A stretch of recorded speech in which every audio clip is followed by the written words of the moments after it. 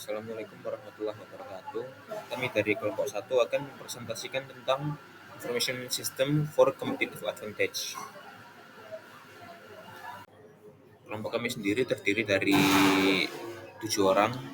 Yang pertama ada Aziz Zaki, NPM 200, Azza Firdausil, NPM 230, kemudian ada Alvin Aditya, NPM 241, Muhammad Faizal, 246, Raihan Adin, 254, saya sendiri Muhammad Fairuz, NPM 256, dan yang terakhir ada Rafli Yusuf, NPM 257. Baik teman-teman, ini kita masuk ke manajemen rantai pasokan. Jadi rantai pasokan itu sendiri adalah kayak kita memiliki sumber daya. Sumber daya ini kan berasal dari supplier. Kemudian supplier ke perusahaan dan perusahaan ke customer.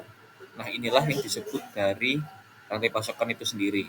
Nah, kemudian bagaimana cara kita mengatur supaya rantai pasokan ini bisa berjalan dengan tepat waktu dan tepat gitu. Nah, itulah yang disebut dengan manajemen rantai pasokan. Jadi, bagaimana caranya supaya cepat dan tepat. Nah, kemudian supaya manajemen rantai pasokan ini bisa berjalan dengan baik dan benar, ada beberapa aspek yang perlu kita penuhi. Yang pertama adalah prediksi permintaan pelanggan. Nah, kita itu harus bisa memprediksi berapa sih kira-kira yang pelanggan butuhkan dalam waktu mungkin 1 minggu. Bisa kita kira-kira bisa kita lihat mungkin dari data-data pada minggu-minggu sebelumnya, rata-ratanya itu berapa. Jadi misal per minggunya kita membutuhkan 200, ya kita order 200 ke supplier. Nah, kemudian yang kedua, kita harus menjadwalkan produksi. Karena kita harus menjadwalkan produksi itu karena kan supaya bahan-bahan yang kita miliki itu bisa terorganisir dengan baik. Jika kita tidak menjadwalkan produksi itu bisa saja kayak kita terlalu cepat kehabisan bahan, kita terlalu cepat kehabisan supply, kita terlalu cepat kehabisan bahan baku. Nah, tentu saja hal tersebut tidak kita inginkan. Oleh karena itu kita harus menjadwalkan produksi supaya semuanya bisa berjalan lancar. Kemudian yang ketiga, kita harus membangun jaringan transportasi. Jaringan transportasi yang dimaksud adalah jaringan transportasi dari supplier, kemudian ke perusahaan kita sendiri, dan ke customer. Semua itu harus kita atur dengan apa, bagaimana, kapan, eh, distribusi dari supplier ke perusahaan dan ke customer itu bisa berjalan dengan baik. Tentu saja jika kita sudah pesan, sudah sesuai jadwal, tapi jika tidak ada transportasinya, bagaimana bisa kita mendapat supply dari supplier. Nah, kemudian yang keempat ada pemesanan pasokan. Kita harus memesan pasokan dari supplier supaya ya kita mendapatkan barang yang kita mau untuk bisa melanjutkan ke proses produksi. Nah, setelah kita mendapat bahan-bahan baku tersebut dari supplier, kita lanjut ke yang kelima yaitu manajemen persediaan. Nah, di sini manajemen persediaan kan kita memiliki banyak sekali persediaan, mulai dari bahan baku, bahan setengah jadi, dan bahan jadi. Itu semua kita harus kita olah, kita pantau, supaya kita tahu kapasitas kita dalam minggu ini itu seberapa. Nah, kemudian setelah kita manajemen persediaan yang kita miliki, kita bisa melanjutkan ke proses produksi. Jika memang kita memiliki persediaan cukup, kita melanjutkan ke produksi, dan setelah barang tersebut jadi, bisa kita distribusikan ke pelanggan sesuai dengan permintaan pelanggan. Nah, setelah kita mendistribusikan semuanya, bisa kita pantau dari pemesanannya. Oke, jadi kita di sini masuk ke Electronic Systems dan ERP. Nah, aliran yang tadi kita bahas di slide sebelumnya tuh, kan kita kayak membahas bagaimana prosedur dari supplier ke perusahaan kita dan ke customer. Nah, kemudian kita tuh bisa memantau semua alir pergerakan tersebut dari elektronik. Bisa mulai dari awal prosedur seperti pembelian bahan baku, kemudian proses produksi sampainya ke perusahaan kita, kemudian dari produksinya itu sendiri, kemudian dari kapan selesai kita produksi dan di mana. Kemudian kita saat pendistribusian ke customer, itu semua bisa kita pantau dari data yang kita masukkan ke terminal. Bisa dari barcode atau frekuensi radio dan lain-lain tergantung dari sistem apa yang perusahaan kita pakai. Nah, kemudian apa itu ERP? Nah, ERP sendiri adalah Enterprise Resource Planning System. Jadi pada singkatnya ERP itu kayak suatu sistem dari perusahaan yang bisa membantu memantau seluruh sistem kita, mulai dari pembelian, produksi, dan distribusi. Nah, tapi ada kekurangan dari ERP ini, yaitu biayanya yang relatif tinggi. Untuk implementasi ERP sendiri ini, yang kita tahu mungkin seperti SAP, kemudian ada Oracle, dan lain-lain. Itu tuh salah satu contoh ERP yang banyak diterapkan di perusahaan-perusahaan besar. Jarang sekali kita temui tersebut, software-software tersebut di perusahaan kecil karena memang biayanya yang cukup besar. Nah, tapi walaupun ERP ini memiliki biaya yang tinggi, tetapi mereka software tersebut memiliki beberapa kelebihan. Jadi sistem dari karyawan mungkin di bagian pembelian, di bagian produksi, dan di bagian distribusi itu bisa benar-benar tersambung dengan cepat dan tepat. Jadi mereka bisa kerja lebih efisien.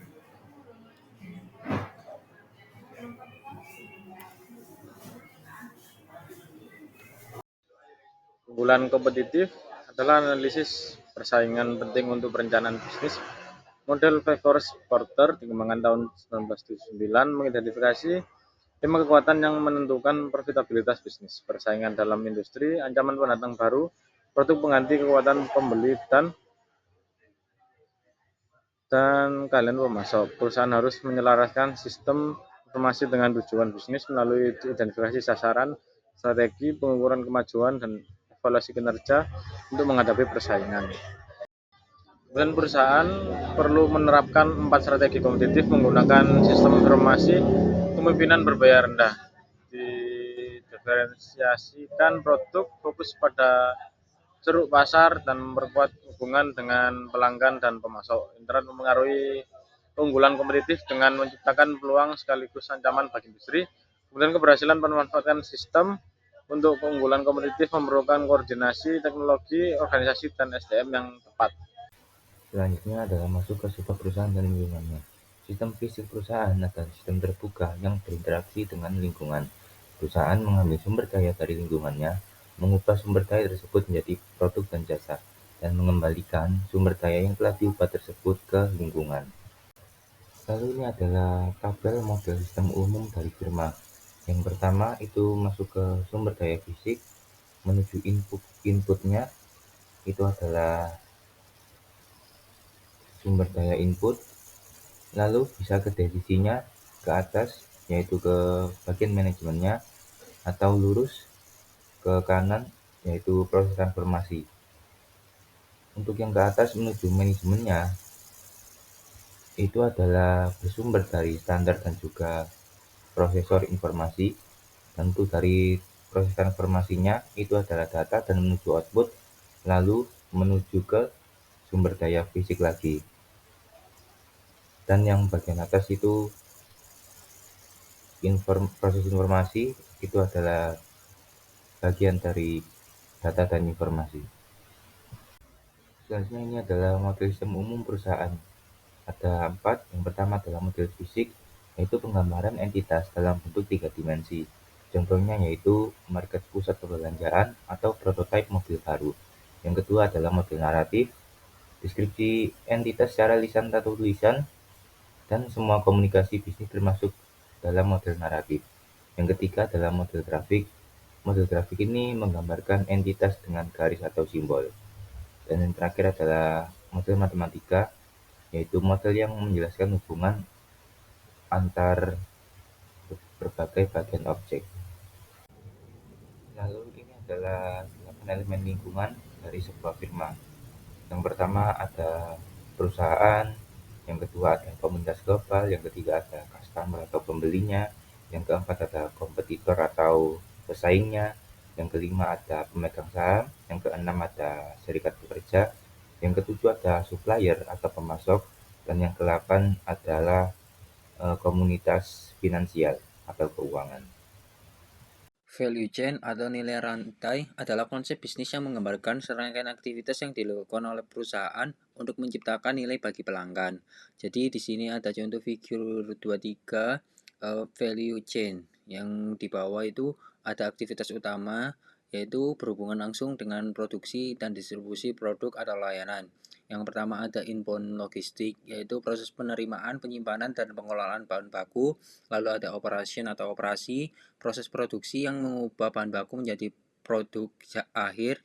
Lalu ada outbound logistik, yaitu distribusi produk ke pelanggan melalui berbagai saluran. Lalu ada marketing and sales, yaitu pemasaran dan penjualan, yaitu strategi untuk mempromosikan dan menjual produk. Lalu yang terakhir itu ada service, yaitu layanan penjual, dukungan setelah penjualan seperti layanan pelanggan dan garansi. Lalu di atas itu ada support activities atau aktivitas pendukung. Jadi itu mendukung aktivitas utama agar lebih efisien dan efektif. Ada firm infrastruktur atau infrastruktur perusahaan terdiri dari manajemen, keuangan, hukum, dan administrasi yang mendukung operasional bisnis. Lalu ada human resource management atau manajemen SDM, yaitu rekrutmen, pelatihan, dan pengembangan karyawan. Lalu ada technology development atau pengembangan teknologi, yaitu terdiri dari inovasi, riset, pengembangan teknologi, dan proses produksi. Lalu ada procurement atau pengadaan bahan baku, peralatan, dan sumber daya. Dengan memahami value chain, perusahaan dapat menganalisis setiap tahap operasionalnya untuk meningkatkan efisiensi, menekankan biaya, dan menciptakan nilai bagi pelanggan yang pada akhirnya memperkuat posisi kompetitif di pasar.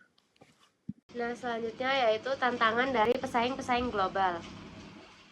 Nah, apa itu perusahaan multinasional atau MNC? Perusahaan multinasional atau MNC adalah perusahaan yang beroperasi di berbagai negara dengan produk, pasar, dan budaya yang berbeda. MNC ini terdiri dari perusahaan induk dan anak perusahaan yang tersebar secara geografis dengan kebijakan dan prosedur unik masing-masing. Nah, selanjutnya itu persaingan global dalam MNC. Persaingan ini tidak hanya antar perusahaan, tetapi juga antar tenaga kerja profesional di berbagai negara. Banyak perusahaan AS yang melakukan outsourcing ke negara lain seperti India, Cina, Rusia, dan negara-negara di Asia Timur dan Tenggara. Cina ini menjadi pemain utama dalam outsourcing. Bahkan perusahaan outsourcing dari India juga mulai memindahkan pekerjaan ke China. Nah, selanjutnya yaitu kebutuhan informasi dan koordinasi dalam MNC. Yang pertama yaitu pentingnya pengolahan informasi. MNC adalah sistem terbuka yang harus menghadapi ketidakpastian dalam lingkungan bisnis global. Ketidakpastian ini adalah perbedaan antara informasi yang dibutuhkan dan informasi yang dimiliki oleh perusahaan. MNC memanfaatkan teknologi informasi untuk mengatasi tantangan ini. Yang kedua yaitu pentingnya koordinasi dalam MNC. Koordinasi yang efektif sangat penting untuk mendapatkan keunggulan kompetitif di pasar global. Tantangan bagi eksekutif MNC yaitu koordinasi lebih kompleks dibandingkan dengan perusahaan yang hanya beroperasi di satu negara. Masalah utamanya yaitu sumber daya yang tersebar di berbagai negara membuat manajemen menjadi lebih sulit. Selanjutnya yaitu keuntungan koordinasi dalam perusahaan multinasional atau MNC. Koordinasi yang baik ini memberikan berbagai keuntungan bagi MNC, diantaranya yaitu yang pertama, fleksibilitas dalam merespon pesaing di berbagai negara dan pasar. Yang kedua yaitu kemampuan beradaptasi dengan perubahan di satu negara atau wilayah dengan cepat. Yang ketiga yaitu pemantauan tren pasar secara global. Yang keempat yaitu transfer pengetahuan antara unit bisnis di negara yang berbeda. Yang kelima yaitu pengurangan biaya operasional secara keseluruhan. Yang keenam yaitu peningkatan efisiensi dan efektivitas dalam memenuhi kebutuhan pelanggan.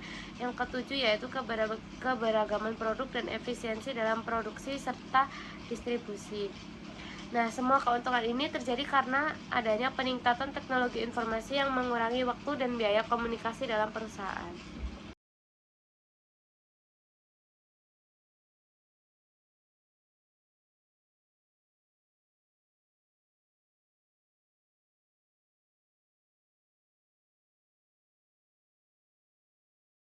Nah, selanjutnya kita akan membahas perencanaan strategis untuk sumber daya informasi dalam sistem informasi manajemen, teman-teman. Nah, perencanaan strategis untuk sumber daya informasi dalam sistem informasi manajemen itu adalah suatu proses yang krusial untuk memastikan bahwa sumber daya yang dapat dimanfaatkan secara efektif dan efisien. Nah, selanjutnya di sini itu ada aspek-aspek penting yang perlu diperhatikan dalam perencanaan strategis. Yang pertama itu pentingnya perencanaan strategis. Nah, hal ini itu bertujuan untuk menyelaraskan teknologi informasi dengan tujuan bisnis organisasi dan juga agar setiap unit bisnis dapat memanfaatkan sistem informasi untuk mencapai sasaran secara optimal. Lalu yang kedua ada komponen utama perencanaan strategis. Yang pertama infrastruktur dan sumber daya manusia. Infrastruktur itu perencanaan infrastruktur yang melibatkan analisis kesenjangan antara kondisi saat ini dan ekspektasi yang diinginkan. Nah, hal ini itu termasuk identifikasi tren teknologi dan pengembangan infrastruktur yang diperlukan. Untuk SDM sendiri adalah dilakukan dengan menganalisis kemampuan, pengetahuan, dan perilaku pegawai saat ini dan dibandingkan ekspektasi yang diinginkan. Lalu pelatihan ya, untuk SDM ini diperlukan berkelanjutan untuk meningkatkan kualitas SDM tentunya. Lalu di poin B, identifikasi aplikasi dan portofolio. Nah, perencanaan strategis harus mencakup identifikasi jenis aplikasi yang diperlukan serta pengembangan portofolio aplikasi untuk mendukung kegiatan bisnis. Nah, hal ini tuh termasuk evaluasi berkala terhadap kepuasan penggunaan aplikasi yang ada. Lalu metodologi perencanaan. Di sini ada beberapa metodologi yang dapat digunakan untuk perencanaan strategis ini. Yang pertama itu analisis SWOT untuk mengidentifikasi kekuatan, kelemahan, peluang, dan ancaman terhadap organisasi. Lalu balance scorecard untuk mengukur kinerja berdasarkan berbagai perspektif termasuk keuangan, pelanggaran, proses internal, dan pembelajaran serta pertumbuhan. Lalu yang keempat ada implementasi dan evaluasi. Nah, setelah perencanaan dilakukan, langkah terakhir adalah implementasi strategi yang telah dirumuskan. Lalu evaluasi secara berkala terhadap efektivitas sistem informasi dan dampaknya terhadap kinerja organisasi sangat penting untuk memastikan tetap memenuhi tujuan bisnis yang tercapai, teman-teman. Oke, sekian saja presentasi dari kelompok kami. Mohon maaf jika ada kesalahan penyampaian informasi. Wassalamualaikum warahmatullahi wabarakatuh.